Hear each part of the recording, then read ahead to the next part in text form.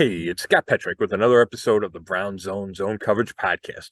Well, the bye didn't solve everything for the Browns. Deshaun Watson's bruised right rotator cuff remains a problem, and he's expected to miss a second straight game. It's bad enough to be without your $230 million quarterback. It's way worse when the 5-0 49ers are headed to town. Here to discuss the difficult week in Berea is Dave Chudowsky of the WKYC Morning News. What's going on, Chud?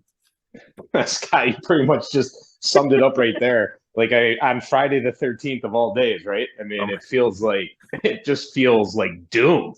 And it's crazy. We talk about this all the time. It feels like there's multiple seasons within a season, right? In the NFL. And just one week you feel on top of the world, and one week you feel like you're at the bottom of the mountain.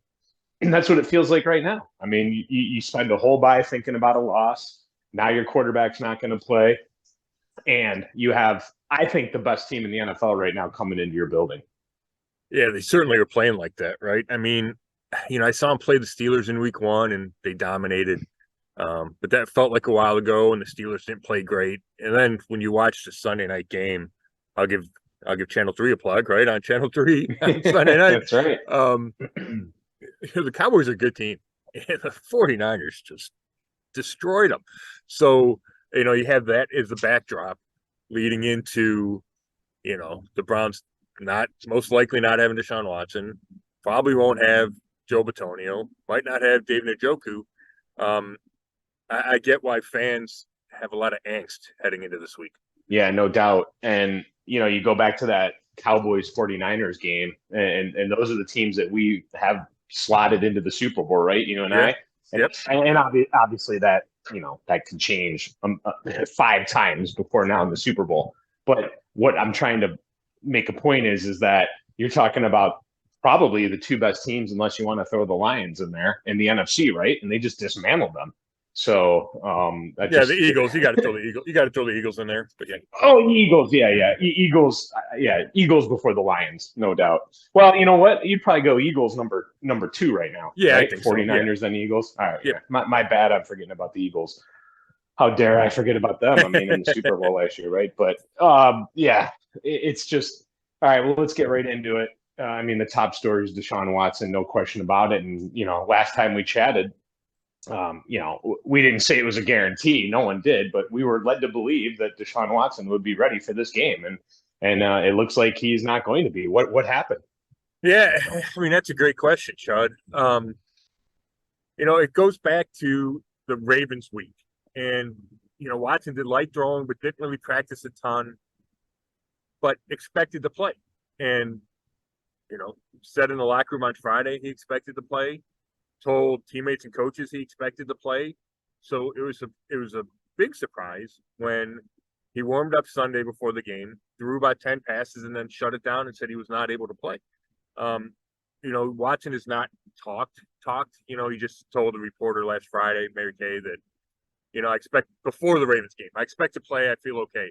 Um, hasn't talked since then. I don't know if we're taping this Friday morning before practice.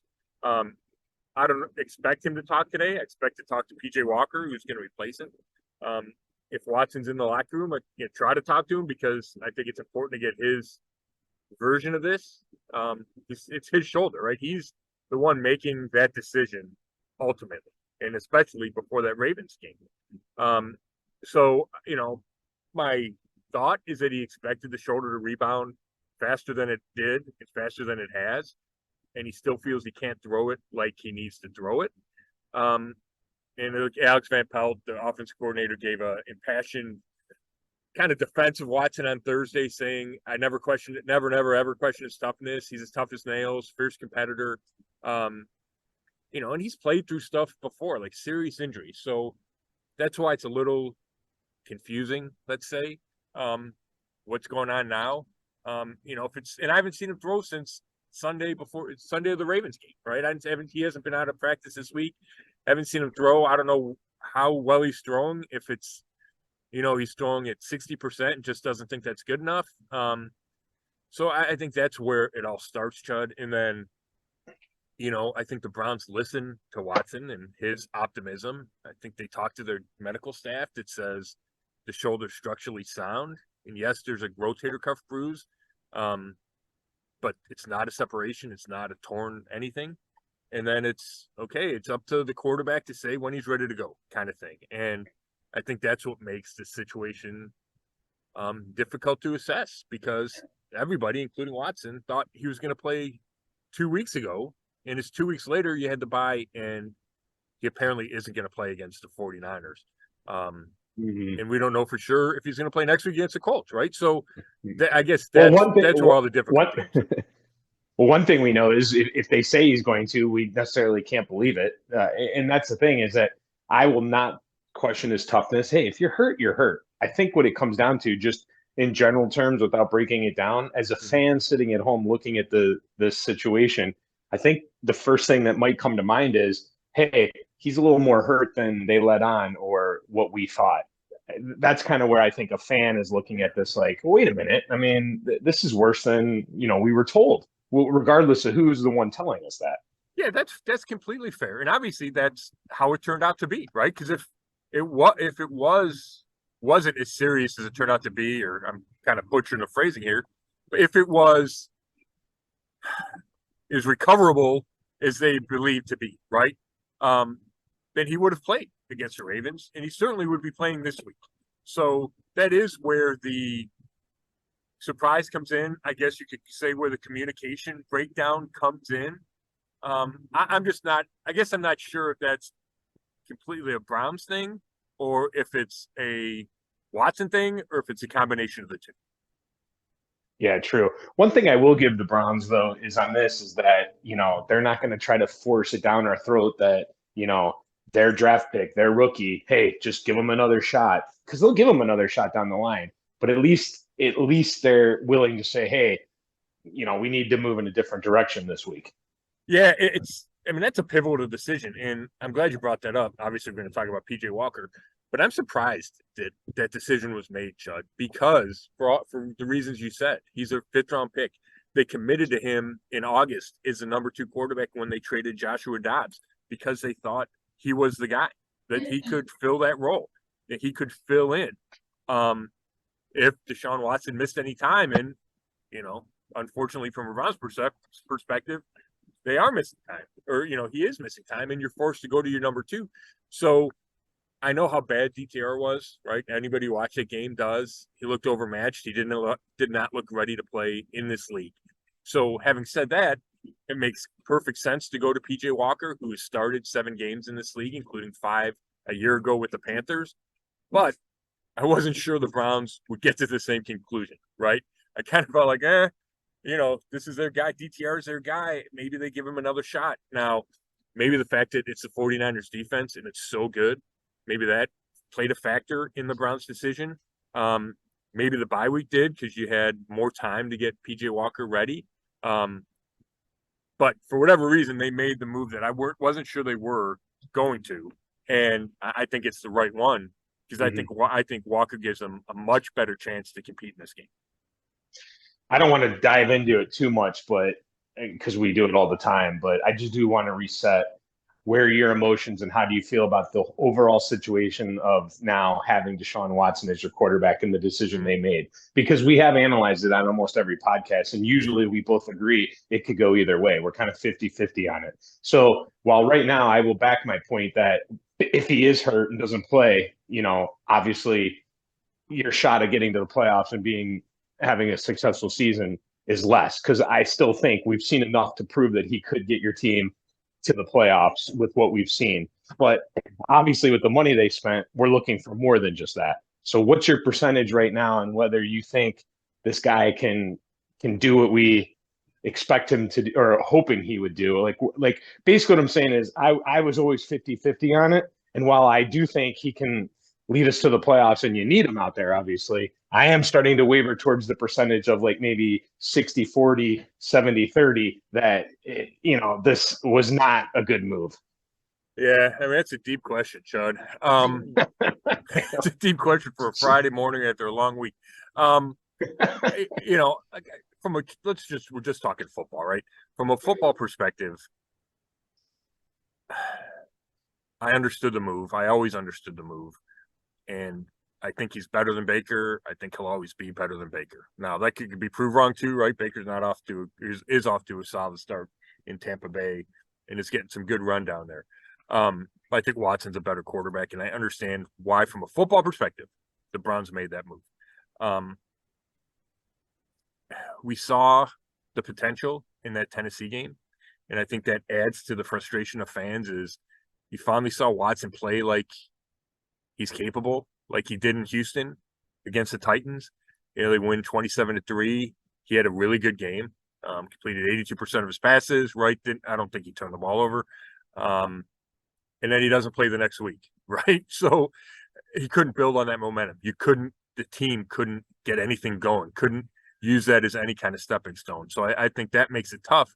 I don't want, it's only been a couple of weeks that happened. He played against the Titans on September 24th.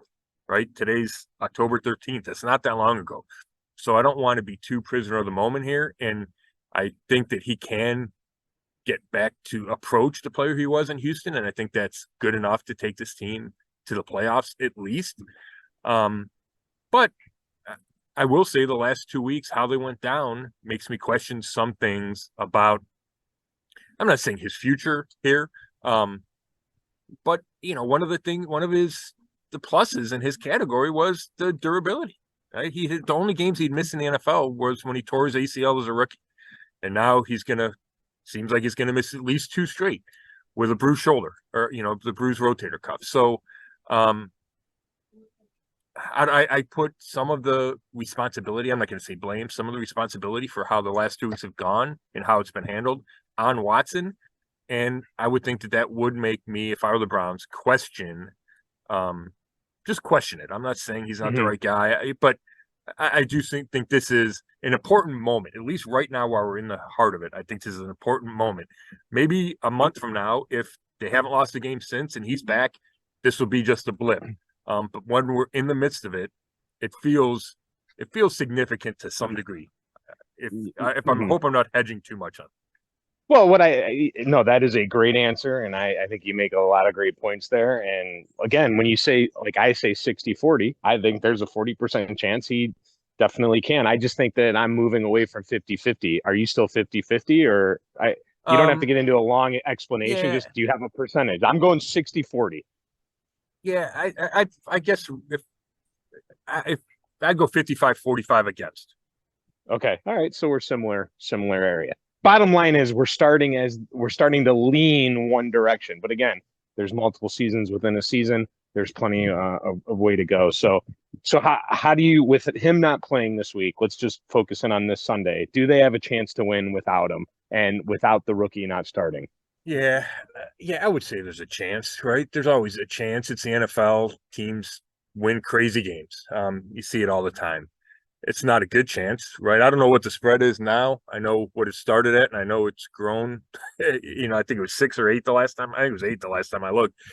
You want to know what it is? Yeah, I do. I got 10. Do you get 10? Oh my God! And it started at 2.5, I think. Right? Well, yeah, it was 2.5, and then on Monday I sent out a tweet that it was 3. Okay. And I got a ton of reaction from people saying they're jumping on the 49ers because it's going to grow, and sure enough, it has. I mean, the app I'm looking at right now has 49ers -10, and the over/under. How about this? Have you seen the over/under? No. This is one of the lowest over/unders you'll see. 35.5. 35.5. Oh my gosh! So that's like they're thinking it's going to be whatever 25-10 or 20. Not even like 20. Well, right. I mean, it's the respect to me. It's the respect to the Browns defense that they can maybe hold the Niners down a little. Yeah. But what it's telling you is they're not expecting the Browns to score much. Exactly. Right. I mean, the number crunching is right. It's 30-5 or something. Right. I mean, and then you got a sliding scale there, depending on how much the Browns can score. So, yeah, I mean, obviously it would be a huge upset if they won with PJ Walker as a quarterback. Now, I do think the 49ers, if Watson were playing, are vulnerable. And I might have picked the Browns because they're coming off the big Sunday night game like we talked about. They haven't lost a regular season game in, I think it's 15 in a row. They're flying cross country. It's a 10 a.m. Pacific time start. Like, all that feels like this could be a letdown game for the Niners. But the drop off from Deshaun Watson to PJ Walker seems to me big enough that none of that matters, right? At least doesn't matter when you're picking who's going to win the game. But I do think I don't think it's outlandish to come up with a recipe, right? The recipe is you score on defense, maybe twice, right? You keep it tight. You try to ball control. You run the ball a bunch. Hopefully the Browns can have more success running the ball than they've had the last 2 weeks. And it won't be easy because the 49ers have a really good run defense. They got a really good defense. We know how good that front four is, led by Nick Bosa. But you can control it, and then hope your defense plays great. And there's that potential. Now, I think this defense is really good. I think the defense will bounce back from that second quarter against the Ravens. The question is, can they do it against a 49ers offense that appears to be clicking on all cylinders, and it has a quarterback with the highest passer rating in the league, hasn't thrown a pick. Christian McCaffrey is leading the league in rushing. Deebo Samuel, Brandon Ayuk, George Kittle, the fullback from Medina, right? Kyle Juszczyk. They just have so many weapons. They're playing such a high level. I think this is a tough matchup for the Browns defense, but I do expect the defense to play well, and I think it'll give them a chance to hang around. I just can't pick the Browns to score enough points to say that they can pull off the upset. But I think there's a scenario. I just think it's an unlikely scenario. Yeah, let's break down those players you just mentioned again. I mean, Brock Purdy is playing fantastic right now.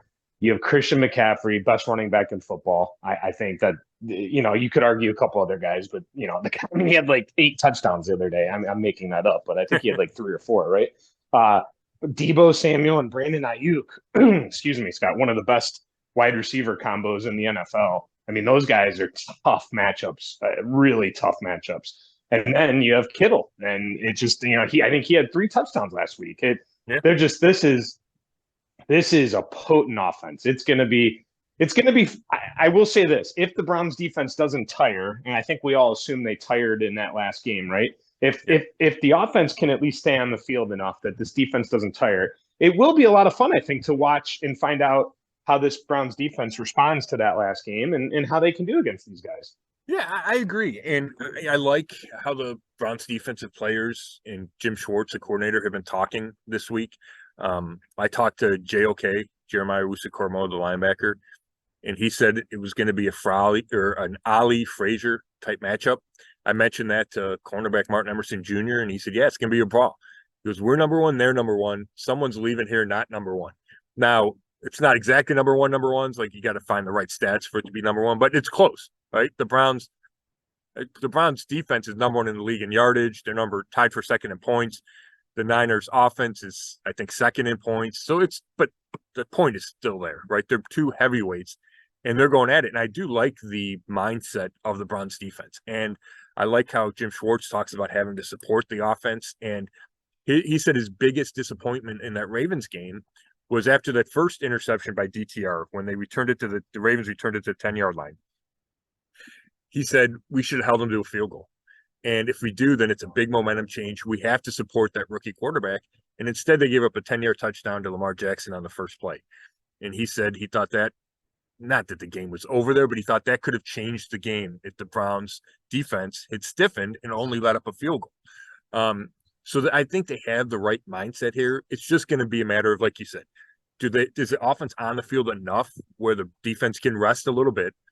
And can they handle those playmakers, right? And it only takes a couple of plays, right? A couple of big-time Kyle Shanahan designs. And all of a sudden, you get Deebo in the loose, and it turns into a 65-yard touchdown, and you can play great for the next 25 plays, right? So there's a lot to be concerned with that Niners offense, but I expect the Browns defense to play at a high level. Do you remember enough the quote? I saw it because I saw Mary Kay and you both retweet the interview, just the clip of it from Grant Delpit this week. And when I saw what you guys wrote, I was like, ooh, I'm going to click on and listen to this because it intrigued me. Do you remember his exact comments? And did you walk away from that feeling like, it was okay what he said? Was there any locker room bulletin board material there? Or do you think it was pretty innocent? Oh yeah, I didn't think it went too far. I'm actually trying to call it up right now, Chud. Yeah, I didn't think it went that far. Sorry to put you on the spot there. No, you're fine. Yeah, I'm glad you mentioned it. They're riding their high horse right now, so that's probably the best time to get them. That's the tail end of their quote. He's talking about how great they got to come see us at the end of the day. They're coming to our house, man. And I've said before, they're a great team right now. Quarterback's probably playing the best in the league, and the scheme fits him. They have a great defense. They're riding their high horse right now, so that's probably the best time to get them. And I don't think that's crazy. I'm sure if you see it in San Francisco, maybe it is a little motivating factor, right? Hey, let's not let your guard down if you're them. But I didn't think he said it in some kind of crazy way. I think, I think it's like, yeah, they're playing great, but hey, maybe we catch them on a bad day. Maybe we knock them off that high horse. Like I didn't think it was anything crazy, but I did think it spoke to that confidence, like you were talking about.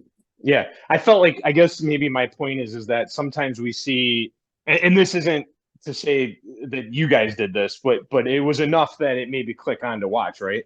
But Sure. what I guess what it shows you is sometimes you could read a quote, but when you listen to it, it's a little different than if you read it. Does that make sense? Oh yeah, for sure. Yeah, Yeah. you can tell in the guy's eyes or his tone, right? There's plenty of times like that where even when I listen to a guy live, I go, oh, he was really good. And then you read the quotes and you're like, it wasn't that good. And I think, right. And I think part of it might be facial expression, energy in the quotes, like this guy had a lot of fervor behind it and you read it. It's like, well, that's not any good, from a newspaper online standpoint. Did you see, this is totally way off subject, but did you see Steve Smith talking about Jerry Jeudy last night? That was my crazy. God. Yeah, if you guys, we're not going to talk about it, but just everyone listening right now, go on to Twitter or social media and Google that. Steve Smith talking about Jerry Jeudy. Oh my gosh, it was like a 2.5 minute clip. It was definitely worth the watch. There's been a lot of that lately on social media, just things that I've been like, wow, this guy said that, or there's been some wow moments out there. But yeah, that was crazy, wasn't it? Yeah, there's a lot of guys running their mouth, and Steve Smith, I think, always did that. But it was interesting it was so interesting how that played out. I think it was NFL Network tweeting out some of that. Yeah, right. Just some quick hitters here because we're gonna have to go soon. Batonio, it's looking like that streak's gonna come to an end. Is that right? Yeah, I mean, I don't know if they'll rule him out today. Like I said, we're taping this in the morning. They practice, then they announce, questionable, doubtful, out. Not a good sign. He hasn't been on the field. Not a good sign. Mary Kay had that he left the building on crutches during the bye week.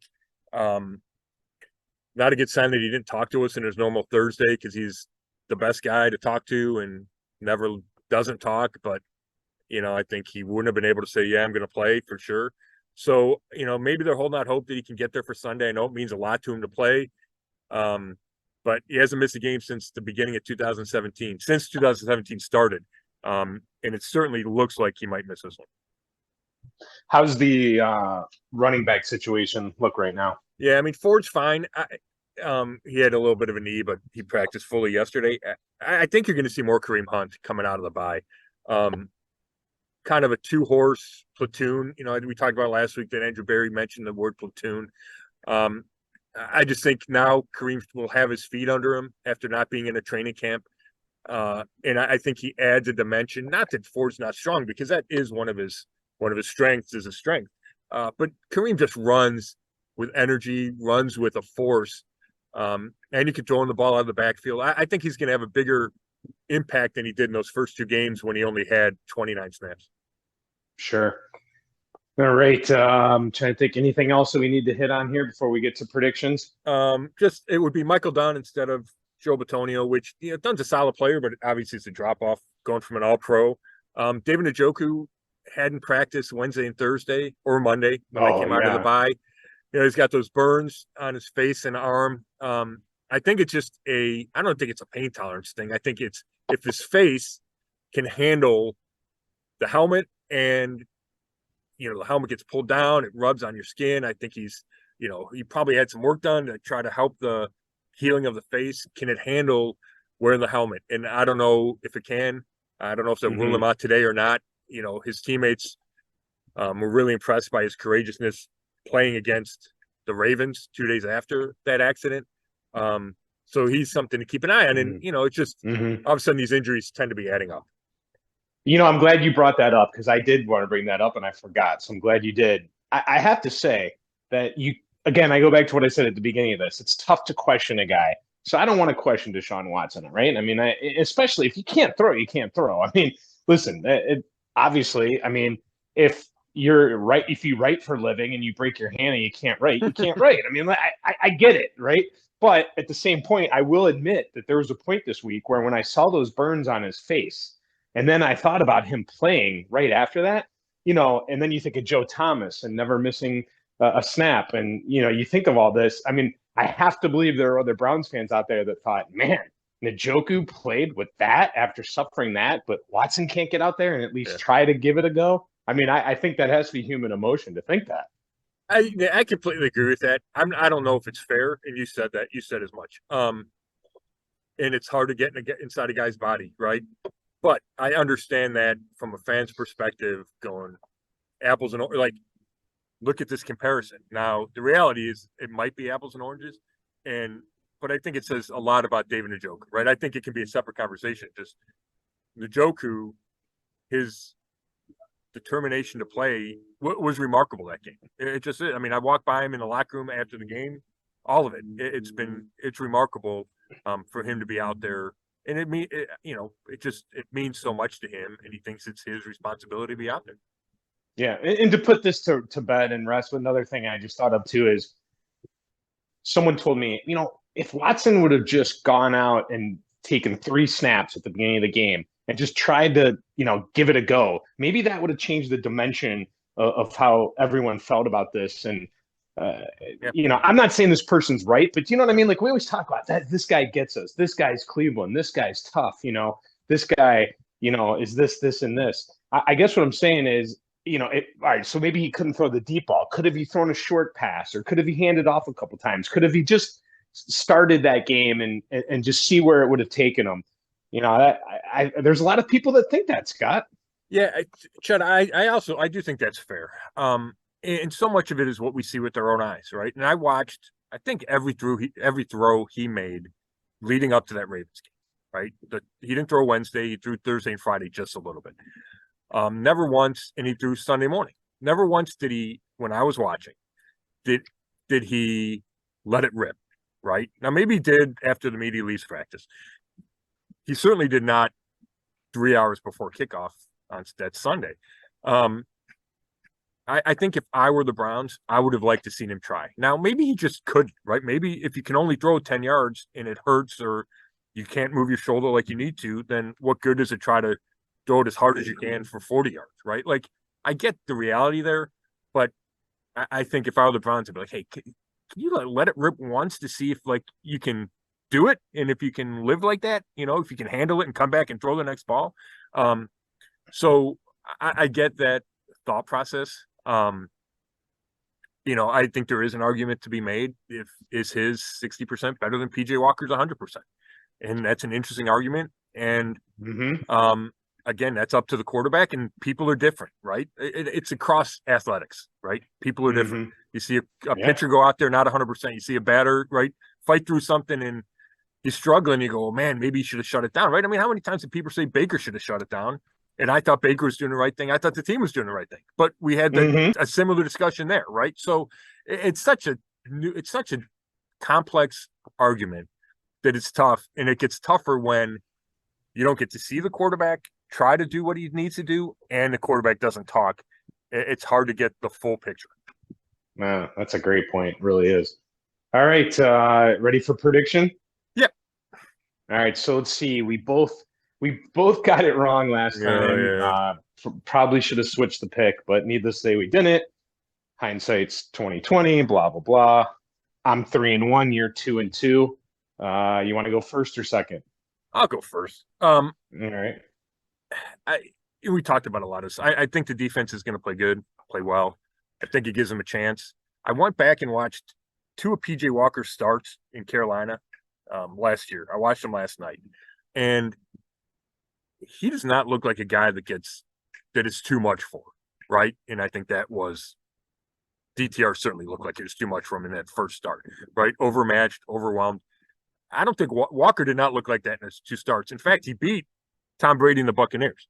So, Carolina ran the ball a bunch with him. They ran RPOs, which the Browns have in their game. They do the zone read looks, right? Like there's a lot of same stuff that he can do skill set wise, right? He's not as good. He's not as big. He's less than 6 feet tall. But like, I think he can do some of that. He can throw quick hitters. And the guy's got a rocket. And, I know he's been with the team for a while, but I don't get to see him throw a lot, right? We see him early in practice. Mm-hmm. I'm not focused on the practice squad quarterback. But he wound up, if people remember, it was a crazy game. They lost to Atlanta in overtime. And he threw like a 60-yard touchdown, almost a Hail Mary type thing, but it wasn't a full-on Hail Mary. On the move, rolling left, and he threw it like 68 yards in the air.